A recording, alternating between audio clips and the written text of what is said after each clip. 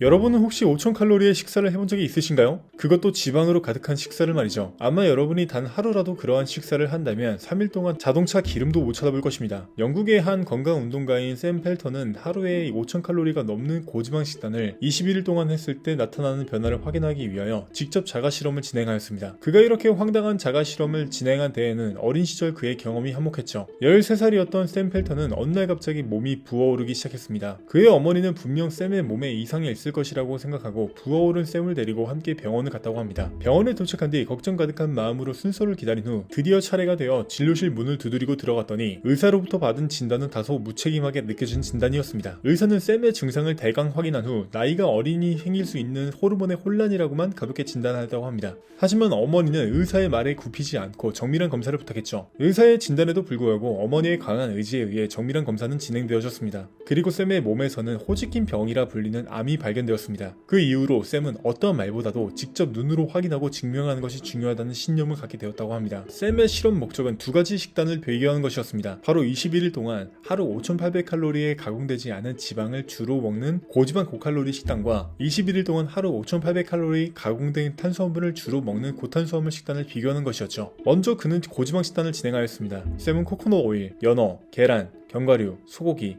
고등어, 채소를 먹으면서 총 5794칼로리의 식사를 21일 동안 하였죠. 이것은 샘이 하루 동안 소비하는 칼로리의 거의 2배가량을 먹은 것으로 샘은 여러분보다 매일 2배의 식사를 21일 동안 했다고 볼 수 있습니다. 칼로리 계산법에 따르면 그는 47,175칼로리의 잉여 칼로리를 섭취했기 때문에 21일 이후에는 그의 몸무게가 7kg이 증가해 있어야 했습니다. 하지만 결과는 예상과 달랐습니다. 그의 체중은 1.3kg만 증가하였고 놀랍게도 허리둘레는 3cm가량이 줄어들었습니다. 지방 섭취를 이렇게 많이 했음에도 불구하고 복부지방률이 줄어든 것이죠. 이런 놀라운 결과를 맞이한 이후 그는 곧바로 고탄수화물 식단을 진행했습니다. 그는 시리얼, 빵, 파스타, 단음료, 초콜릿을 먹으면서 총 5793칼로리의 식사를 21일 동안 하였는데요. 실험 결과 샘의 체중은 정직하게 7.1kg이 증가하였고 허리둘레도 9.25cm가 증가하였습니다. 같은 칼로리를 섭취했음에도 어떻게 이런 다른 결과가 나타날 수 있었던 것일까요? 우리는 지방이 건강에도 다이어트에도 안 좋다는 이야기를 계속 들어왔기에 지방에 대한 안 좋은 인식이 만연합니다. 우리는 식품을 고를 때에도 지방이 얼마나 들어가는지 그 중에서도 포화지방이 얼마나 들어가는지 확인하고 구매를 하곤 하죠. 하지만 유기체의 몸에 영양소가 들어갔을 때 생화학 반응은 제각각입니다. 소는 풀을 먹지만 지방이 가득한 우유를 잔뜩 만들어내죠. 이처럼 인간도 지방을 많이 섭취한다고 해서 꼭 지방을 다 저장하는 것은 아니에요. 오히려 지방을 많이 먹으면 그만큼 대사량을 높여 평소보다 더 많은 에너지를 소비하게 됩니다. 샘 펠턴이 먹었던 좋은 지방들은 다이어트에 거의 해를 끼치지 않습니다. 다이어트를 하시는 분들이라면 주목해야 할 것은 샘의 두 번째 실험입니다. 샘은 가공된 탄수화물을 많이 먹고 칼로리 계산대로 정확하게 7kg이 증가했습니다. 샘이 이렇게 체중이 증가한 이유는 높아진 인슐린 저항성 때문입니다. 인슐린 저항성은 몸에 인슐린 수치가 높아지면 발생되는데요. 인슐린 수치는 혈당이 높아지면 높아집니다. 혈당은 혈액 속의 탄수화물을 뜻합니다. 혈당이 증가함에 따라 몸의 인슐린 수치가 높아지고 인슐린 저항성이 생기며 갈 곳을 잃은 탄수화물들은 근육 같은 세포에 저장되지 않고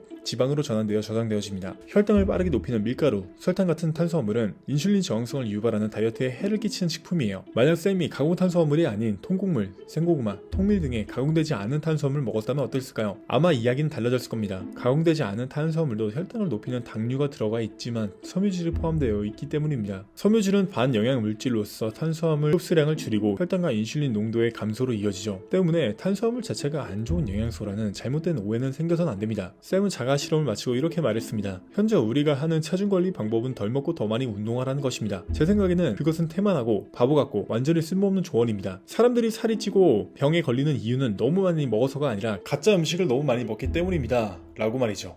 여러분은 지금 혹시 액상과당이 잔뜩 들어간 콜라를 마시고 있지는 않나요? 마가린이 들어간 빵을 먹고 계시진 않고요. 오늘 여러분의 식탁에 가짜 음식이 아닌 진짜 음식들이 올려지면 좋겠습니다. 끝까지 시청해주셔서 감사합니다.